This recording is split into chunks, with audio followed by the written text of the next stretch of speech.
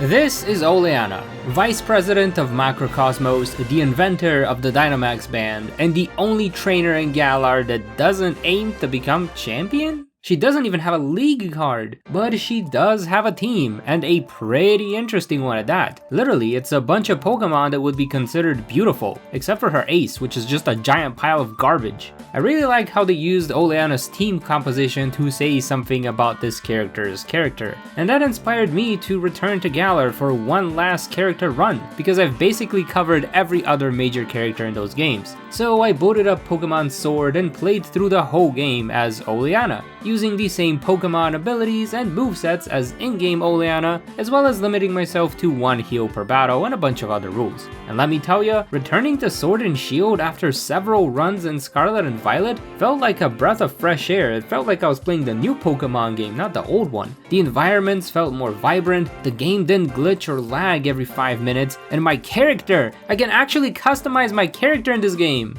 But why is the text so wide? Anyways, I had to pick a number for Oleana's gym uniform, and usually for this I just use the number that's on a Trainer's League card, but since she doesn't have one, I decided to go with 568. That's the national dex number for Trubbish. That way we can have 3 Trubbish in one run: Oleana, her ace Pokemon, and me! Hi! The only other early game Pokemon on her team is Bounsweet, which can be found in the grass near the entrance to Motostoke. This cute little mangosteen was very useful in the Galar mines, where most of the trainers had some sort of rock or ground type Pokemon, and we had to fight a few more of them than usual, since Oleana needed to take a side route to snag the TM for Rock Blast. I personally prefer Wooloo Blast, but that's a Milo exclusive move. We did try to learn it by wrangling some Wooloo in his gym, and taking down all the gym trainers with our poison acid sprays, but the only thing we got out of it was an evolution. We also asked Milo directly, but all he wanted to do was battle. I mean, that is his job. Our newly evolved Steenie wasn't quite strong enough to take down the first Pokemon, but that was okay since we could just Dynamax or Trubbish and start setting up with Max Ooze. Every time we use this attack, we get a buff to our special attack stat, and Trubbish is a special attacker. This was great news for us since the Dynamax Pokemon have a lot more HP, and our Trubbish can barely bulk through one attack when it's back down to its regular size. Thankfully, we had just enough buffs to finish off the giant cotton ball the next turn and get ourselves a win. From there, we made our way through Route 5, but instead of running straight towards Hulbury, we took the scenic route through the grass so that Oleana could pick up another TM for her team, Attract.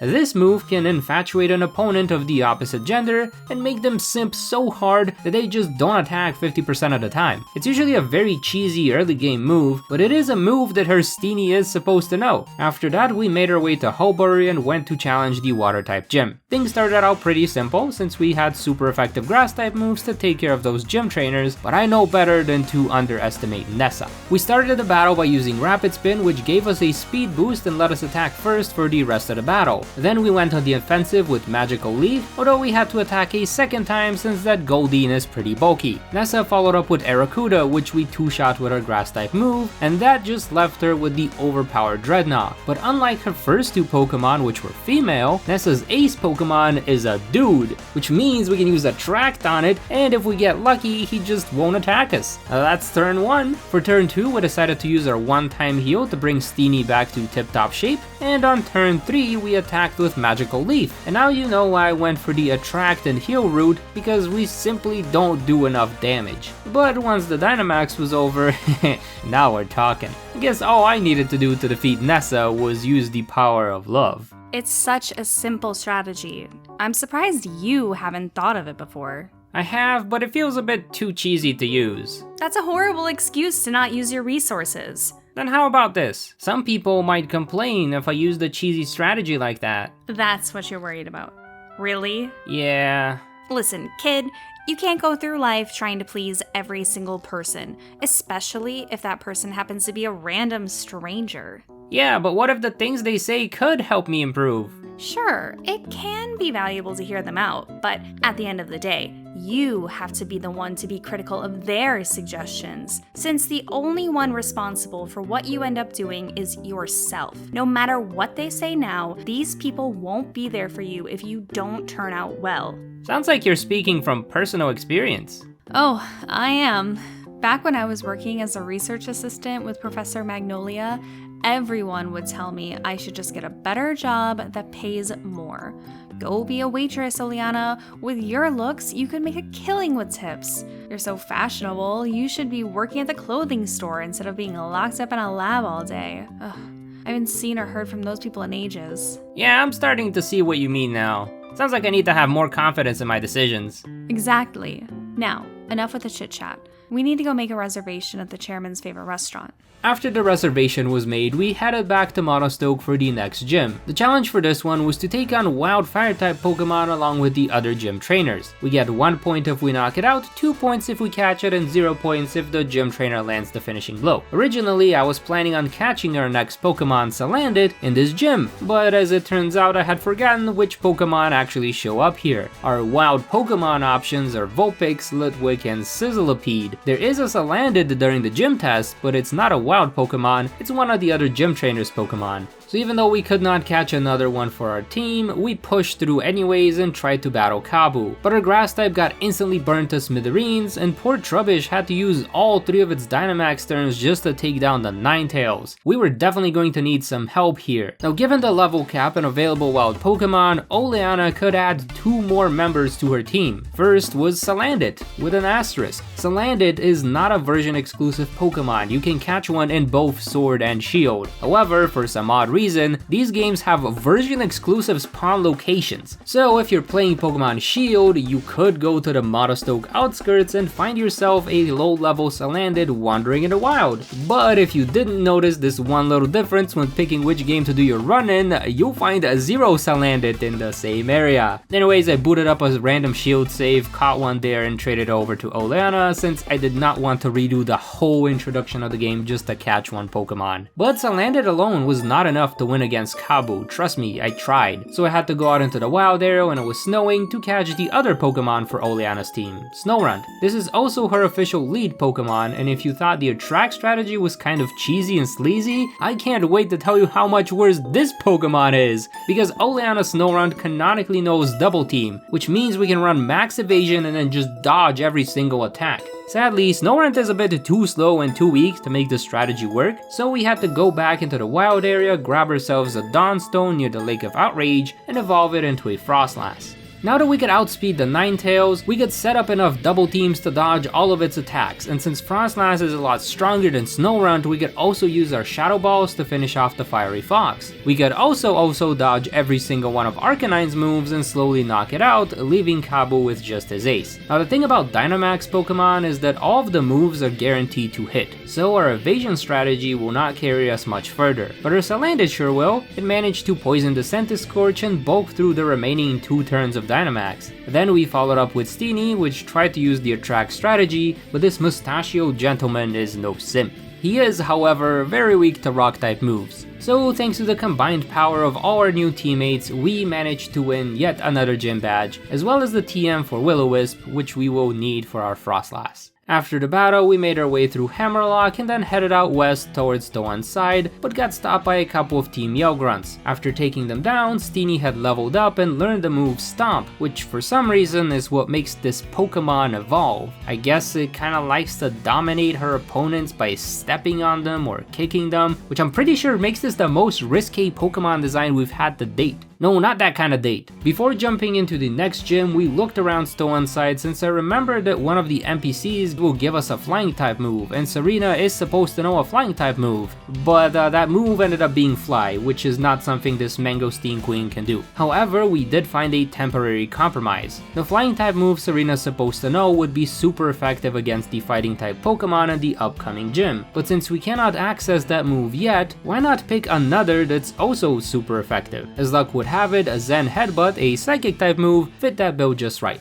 Although I'm not sure if we'll even need it since Bee's lead Pokemon has no moves that could damage Frostlass, giving us the opportunity to once again max out our evasion with Double Team. Then we could set her Pokemon on fire with Will-O-Wisp and sweep with Hex, which does double damage if the enemy has a status condition like Burn. Her Pangoro was extremely bulky and knows Night Slash, which could probably one-shot us, but we didn't get to find out since every single one of its attacks missed. Next up was Sirfetch'd, which also tried to set up Swords Dance so it could one-shot us maybe, but it can't damage us if it can't hit us, so down it goes! and once again the evasion strategy just goes down the drain against the Dynamaxed Ace since their moves cannot miss. But we did get to set up a Will-O-Wisp before it managed to knock us out, that way its physical attacks won't hurt us as much. We followed up with Serena, who used her drop kick to further lower Machamp's physical attack, but it used Max Strike, which lowers her speed, letting it attack first the next turn and knock out her queen before she can apply any more debuffs. The bad news for Bede was that her Dynamax ran out, her Ace was on fire, and all we had to do was stall long enough for it to burn out. An easy win for Oleana. When we stepped out of the gym, Oleana and I noticed that there was some sort of commotion in town, and we were curious enough to go check it out. Unfortunately, what we found was Gym Challenger Bede trying to use the chairman's Pokemon to destroy a historical mural on the outskirts of town. Thrown into a fit of rage, Oleana instantly challenges him to a battle. We did battle Bede 2 other times so far, but both battles were not in our favor since we only had 2 Pokemon, one of which was weak to Psychic type moves. But now we had Frostlass, and that changes everything, because we could just set up double team to avoid any damage and then sweep through his Psychic type team with our super effective Hex. Since we managed to win, we could stop him from further damaging the site, although his actions required quite the severe punishment.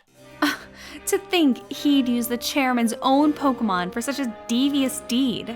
I kinda got the impression that you were the one egging him on to do it. I encouraged him to work hard, not this. Maybe he took it the wrong way? See, that's the problem. I'm not responsible for Bede taking things too far. He should have exercised some judgment and realized that this path would never be acceptable. What if he didn't know any better? Then let this be a learning experience. There is no better teacher than failure. Are you being a bit too harsh? I mean, he didn't have to get disqualified from the Champion Cup and all that. No, you're being too soft. If we were lenient on Bede because he's our associate, that would look bad on Macrocosmos. And even worse, it may encourage other employees to act out of line too. Man, you sure know a lot about how to manage people. Well, that is my job. Speaking of which, back to work we go. After getting out of the woods, we found ourselves in Balony, one of the most mysterious towns in Galar. There, we ran into a pretty interesting character, who said something about how he wanted to be a Pokemon? I don't think he realizes how much trouble that means sometimes. But more importantly, he asked to see Oleana in an outfit with some fiery spirit. Now usually, I'd instantly block someone asking me to do that out of the blue, but since I needed a TM for acrobatics, which this guy gives you, I had no other choice. At first I thought all we needed to do was change into the uniform we got from Kabu's gym. So there's nothing more fiery than that, but apparently it wasn't spicy enough. After a bit of research online, I found out that we were on the right track with the fire type gym, but instead of the gym uniform, we were supposed to wear the gym tracksuit. The only fire type this makes us look like is Salazzle, which I guess is kinda fitting, considering we have one of those on our team. Anyways, after getting the TM, we needed Oleana to change out of her loungewear, and then went on to face the next gym. Opal's Weezing managed to poison us on its first turn, so instead of trying to spam double team, we decided to go on the offensive, setting it on fire with Will-O-Wisp and then one-shotting it with Hex. Out next was an intimidating Mawile, which we also set on fire before it crunched our lead. Then it was time for the Salazzle sweep, using Incinerate to burn away the Mawile, Venoshock, oh, that's not a one-shot, but that is.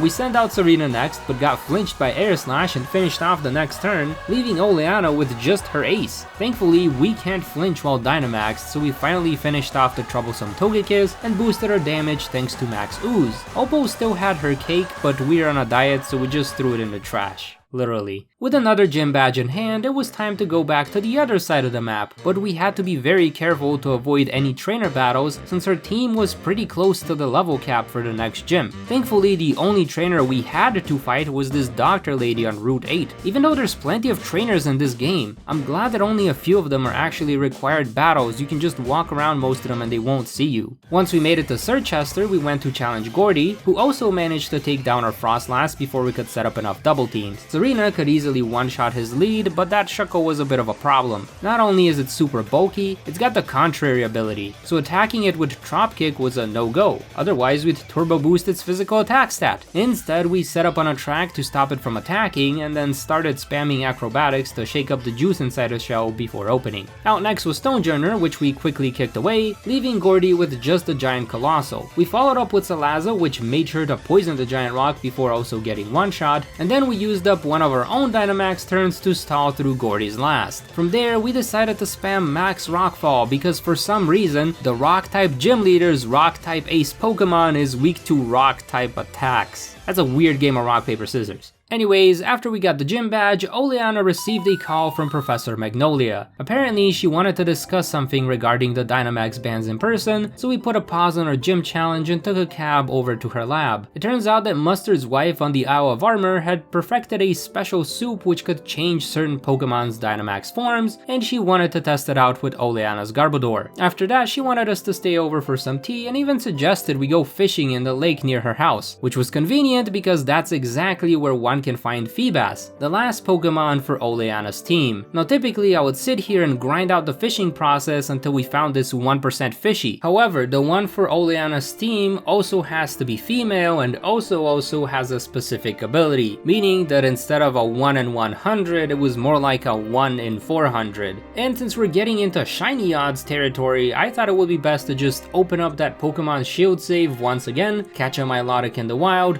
breed it until we got the right gender and ability, and then just trade it over to Oleana. This still took a while to do, but definitely saved me hours if not days of grinding just to get one Pokemon. And if someone complains in the comments? They can go do this run themselves. I don't got the time to waste on a pointless grind. Good. I'm glad you're quick on the uptake, unlike that Piers. What did he do? He refuses to use his Dynamax band, and you'll see when we get there. Our next stop was the town of Spikemouth, and oh boy did it look bad. It was very dark and gloomy, trash everywhere, almost felt like a ghost town compared to all the other places. According to Oleana, spectators preferred watching Dynamax battles and altogether stopped visiting Spikemouth to watch the more boring traditional ones, hurting this town's economy, and for some reason, the citizens that stayed behind blamed Rose for it all, even going as far as vandalizing his posters. Wait, now I kinda wanna try, never mind. Anyways, the battle with Piers started out pretty rough since, once again, the gym leader's lead managed to hit Frostlass before we could set up our double team. So we used Will-O-Wisp and let Serena take care of the problem. Malamar was a big-time simp that let the Queen stomp him out of battle, and even Obstagoon wasn't immune to our charms, leaving its defenses down for a couple of turns, but I guess he's not one to get let on, since he very quickly began listening to Piers instead of his heart and managed to knock out Serena, although our Trop Kicks had made him too weak to do anything against Salazzle. That left Piers with just Skuntank, which we could poison thanks to Salazzle's corrosion ability. The bad news for us was that the Skuntank could Sucker Punch us, but the bad news for him was that our Milotic could just wash it away with Surf, giving us another easy victory. The final gym leader would not be as easy to take down. His Breaking Swipe weakened Serena's physical attack, but our plan was the same, using Icy Wind to lower his Pokemon's speed and Trop Kick to debuff the Gigalith. Now that we were faster, Frostlass could finish off the Flygon and Serena could kick the rock off the field, meaning it was time for Raihan to Dynamax. We used the same strategy to slow down his last two Pokemon and deal major damage to the Sandaconda, but he returned a favor by finishing off Frostlass and paralyzing our Queen. Since we needed to stall a bit, we followed up with Milotic, whose Surf could shoo away the Sandy Snake, but Raihan was focused on revenge, using Max Knuckle to finish off our Tropical Sweeper and boost his physical attack. For turn 3, we sent out Salazzle and used its Incinerate to deal major damage to the Towering Dragon, then set up an Aqua Ring for extra regeneration. But once again, Raihan just focused on the damage dealer and one-shot it right before his Dynamax ran out. Now it was our turn to go big, but the only thing we could do was use Max Darkness, which lowered his special defense. Then we hit him with a special attack, Surf, knocking out his ace and earning us the last gym badge. Having acquired all 8 badges, our next order of business was to get to Winden, but to do so, we had to get through the Icy Route 10. Unlike all the other routes in the game, you actually have to battle most of the trainers on this one, although none of them were too much trouble for Oleana. What was trouble was finding the last TM we needed, Stomping Tantrum, which I thought was hidden somewhere on the route, but as it turns out, it's actually on a side path on the final stretch towards Winden. Once we got to Galar's capital, we had to win a battle against all 3 of the game's rival, although all 3 of them were such easy wins that I'd rather not waste the 5 minutes telling you about how I Trop Kicked them. After that, we had to battle 3 gym leaders, starting with Nessa, who we could sweep with Serena. Our ability negated Golisopod's speed priority bug type move, and Attract made it so that her Pelipper couldn't attack us, making this another easy win. Bede's team still couldn't do anything against our dodgy Frostlass, and we had plenty of Pokemon to stall through the Dynamax and secure our second win. Now Raihan was a tough cookie. His Torkoal can easily one-shot Frostlass long before we had enough evasion to even try anything, and our best response is to send out Milotic and knock it out with Surf. The problem is that he then follows up with Goodra, which will set up a Rain Dance and then spam Thunder at us, which gets 100% accuracy when it's raining. Our Surf attack doesn't really do enough damage, so that means we'll need to pull out the cheese yet again. The first thing we could do is use our one-time heal. The problem with that is that Raihan also has a one-time heal, and of course he's gonna use it to stop us from finishing off his Goodra. However, we have another trick up our sleeve, Recover, which heals Milotic for about half of its max HP, and that means that we could just spam Recover and then take Thunder after Thunder until Goodra uses up all 15 of its Thunder attacks. At that point, Raihan has no choice but to switch to using Muddy Water, which means we can switch back to our attack position and spam Surf to knock out his bulky dragon. We also got a lucky crit on the Flygon, and his Turtonator happens to be very weak to water type moves, meaning all we had to deal with now was the giant Duraludon, and by that I mean spam Recover until the Dynamax ran out, although we also ran out of Recovers, so that was the end of the road for Milotic. Good news for us was that Salazzle could do a lot of damage, and it managed to tank through a Stone Edge, meaning it could also finish off the Duraludon the next turn. And now we just need to face off against Leon. Oh right, I forgot about the whole Darkest Day thing. What is the chairman thinking? Wait, you knew about his plan but didn't do anything to stop it? I was aware of the project and how quickly it was progressing, but the plan was to wait for me to battle Leon and then launch the next step. Ugh, that man can be so impatient sometimes. Sounds like we took too long to win against Raihan. Well, it's too late to worry about that now. Seems we underestimated the risk on this one. Something must have gone wrong. We need to go to the power plant and get things under control. Once we got to the power plant, Rose tried to go on a spiel about how he was doing this for the good of Galar, but he also let slip that Eternatus escaped to the roof. But since Oleana wasn't champion, he wasn't gonna let her through unless she could beat him in battle. So of course, we used Will-O-Wisp to burn his Escavalier and then did some damage with Hex, but that Iron Head of his was just too hard. The good news is that we had Salazzle and her Flaming Lizard could easily burn through his lead, his gears, his bearded cat creature, his Iron Seeds. Now the elephant, that had too much HP. However, it couldn't do much against Milotic, which also means we could wear it down with Surf and then finish it off once the Dynamax ran out. And now we could get access to the roof and face off against the giant dragon. Our Frostlass could spam Icy Wind to cool it down, and then Salazzle could use Dragon Pulse to knock it into phase 2. We were barely doing any damage at that point, but we did get some help from 2 legendary doggos and Leon's younger brother, which helped us weaken the dragon enough to catch it and calm it down. Having stopped the Darkest Day, the region was once again safe. The chairman had been arrested, Oleana was the new CEO of Macrocosmos, and after a few days of rest, it was time to fight Leon for real for real. Since the champion decided to protect on turn 1, we could set up a double team twice, but somehow that still wasn't good enough to evade his attacks. So we had to send out Salazzle to melt Leon's sword, then used our Dragon Pulse to knock out his Haxorus, but he was done letting us sweep and sniped our Lizard with his Lizard and Teleon. Then he used his Baby Doll Eyes to lower Serena's damage, although we were still strong enough to finish it off. Then we tried to look cute for his second dragon, but our charms failed and we got burned. That meant it was time to stall again, although this time we set up on Aqua Ring as well. Whenever our health was high enough, we'd use Surf to lower Dragapult's HP, and since Leon didn't bother healing it, we could knock it out.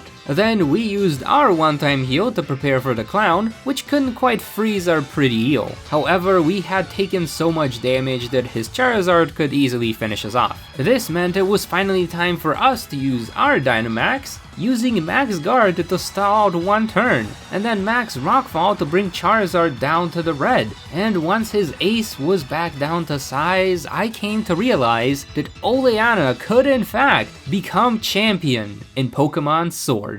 If only I could have made it here sooner. Are you still upset about what happened with Rose? Of course! Then this whole Darkest Day mess would have been avoided. Yeah, that is very unfortunate. But at the end of the day, it was his decision to not wait. And now he must face the consequences of his actions, just like Bede.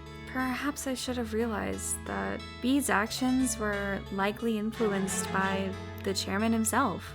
After all, he was like a father to him, and the apple doesn't fall far from the tree.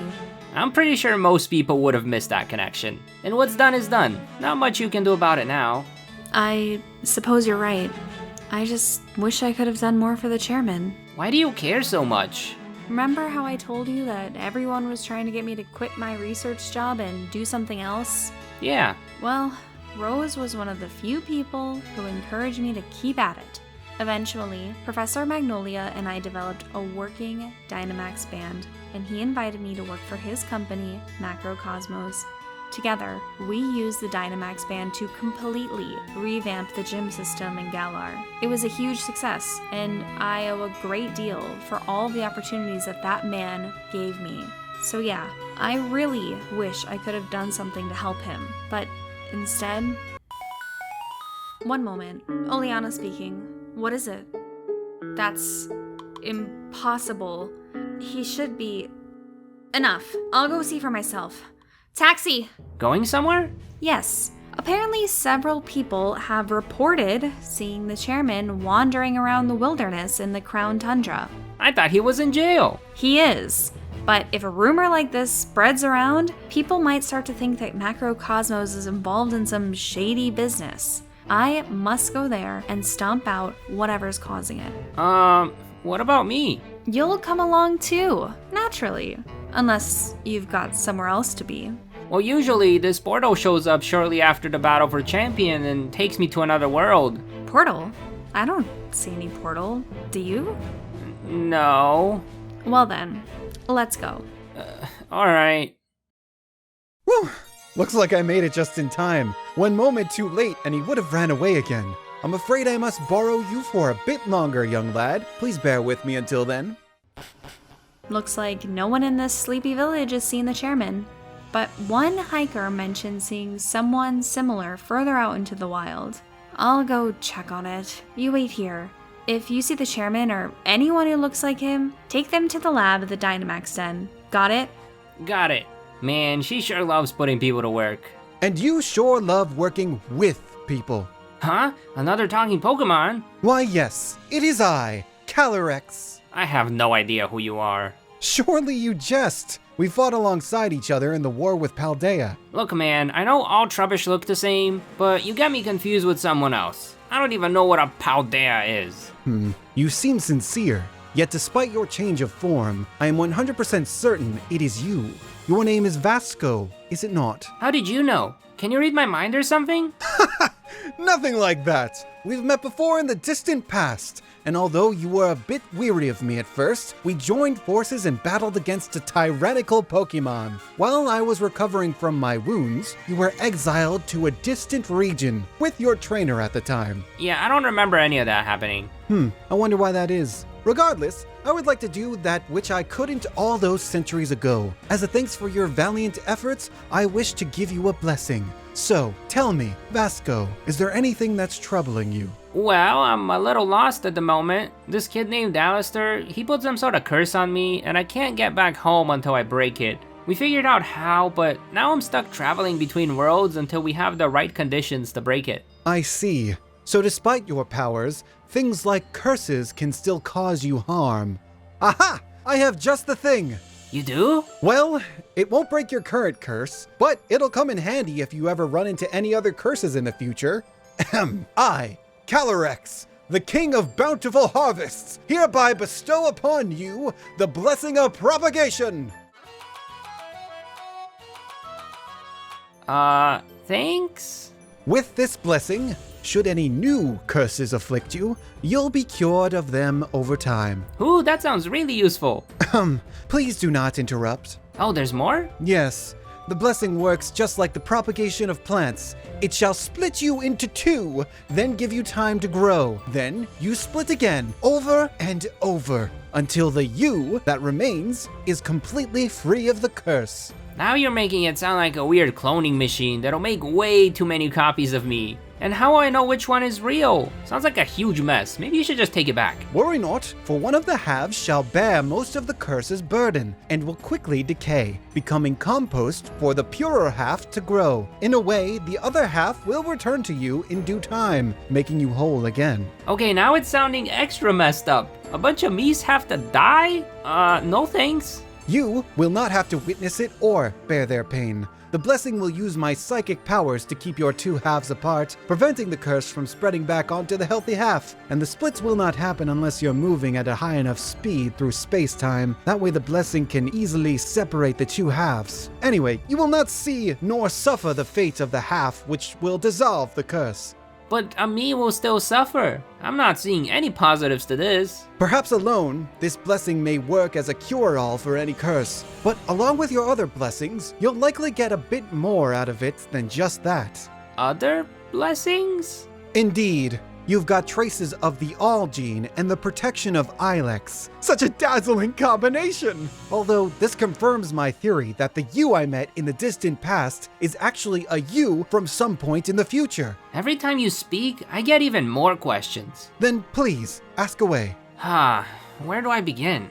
What's the All gene? It is a blessing from the mythical Pokemon Mew, said to contain the DNA of every Pokemon in existence. With this blessing, you can take the form of other Pokemon. Surely you know that much? Yeah, I've been changing forms every time I travel between worlds, but I thought it was because of the Balony tea, not a blessing from Mew. Perhaps a wizard there has befriended the pink creature and found a way to brew some potion containing its powers. I have heard of distant land that makes coffee using the droppings of a certain Pokemon. You did not just say droppings. Are you saying I drank Mew poo? You're a Trubbish! You'll be fine!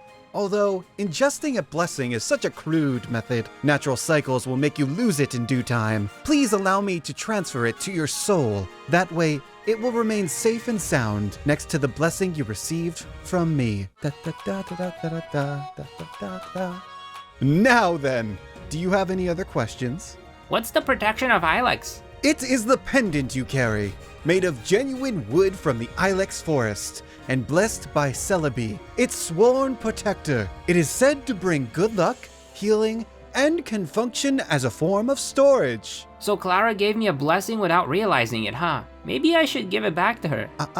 It is rude to return gifts. Besides, it has so much utility. Should you ever be injured and need to recover, all you must do is retreat into the storage space it provides. Charms like these inspired the creation of Pokeballs, the storage system, and even the healing machines at Pokemon centers.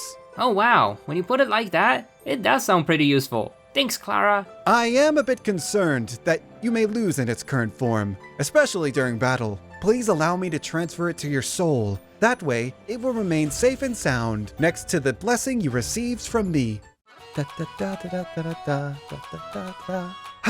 Now then, do you have any other questions? What makes them a dazzling combination? The effects of one blessing can amplify the powers of another. For instance, the Ilex can store your previous transformations and heal each of them over time. It can be pretty handy in battle, and it's exactly what you did to turn the tides of battle in the distant past. The distant past. You're sure the Pokemon you met there was actually me? Without a doubt. Very few beings can ever receive the blessing of a mythical, let alone two. Although, you did not have my blessing anymore. Does that mean I can lose blessings? That depends on how strong the blessing is. Typically, once you've used up its powers, it will wither away. For instance, with the All gene, you can only change forms a limited number of times, although you can replenish it by drinking more of that tea. What about the others? Well, the Ilex, that one has the most power, it gives you near infinite healing. It's just very slow, and the storage space isn't as big as those PC boxes. It may be problematic if you try to store over 30 forms, but its capacity can be expanded by visiting the Ilex forest. I'm ashamed to admit it, but over the centuries my powers have grown weak, so unfortunately, the blessing I've given you can only cure you of about 4 curses. That's not a lot. I'll have you know that curses are just as hard to come across as blessings. To have run into so many, it seems like a lot of misfortune awaits you down the road. Well, now that I know what powers I have and what to look out for, I think I'll be fine. Unfortunately, I cannot allow you to keep that knowledge. What? Why? Since you will time travel in the future, I must do all that I can to prevent a paradox from occurring. Our meeting in the past felt like our first proper one, which would be overwritten by this conversation. I'm not sure I like where this is going. Worry not. All I must do is erase your memories of our meeting, although it may affect some of your other recent memories. And what if I didn't want you to do that? Then I'll have no choice but to battle you. Given your current forms, my Spectrier and I would have an easy time. But please, let us not resort to violence. Fine. But just so you know, I'm not happy about it. Neither am I. Besides, my powers are not strong enough to permanently erase memories. It'll be more of a cloud of psychic powers preventing access to them. A cloud which should hold for nearly 1,000 years. I don't think I can live that long. Then you are still far too ignorant of all the powers you possess. Now then, come forth, my steed, Spectrier! Let's erase this hero's memories and send him on his way. May the rest of your journey be a fruitful one. Da da da da da da da da.